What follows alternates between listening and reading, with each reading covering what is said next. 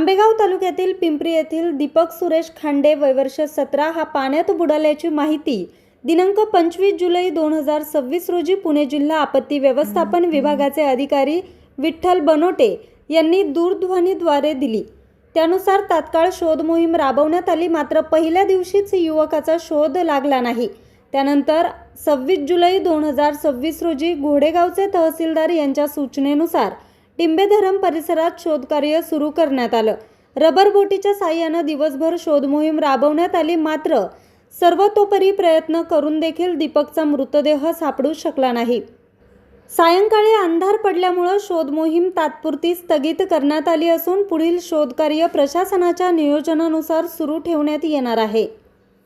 या शोध मोहिमेत शिवजन्मभूमी जुन्नर रेस्क्यू टीमचे राजकुमार चव्हाण, अमोल जाधव, ओम बिडवई, संदीप पारधी, भरत जाधव, महेंद्र नवले, बाळू खडवे, दिनेश पारधी, प्रकाश जाधव आणि विकास खडवे यांनी सक्रिय सहभाग घेतला। सध्या दीपकच्या शोधासाठी प्रशासन आणि रेस्क्यू टीमकडून सर्वतोपरी प्रयत्न सुरू असून परिसरात चिंतेचे वातावरण निर्माण झाले। बातमी संकलन नितीन कांबळे, मुख्य संपादक, आज 24 तास, आंबेगाव।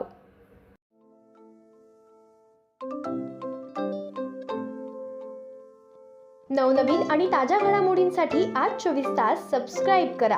त्याचबरोबर बेल आयकॉनवर क्लिक करा आणि मिळवा आमच्या बातम्या।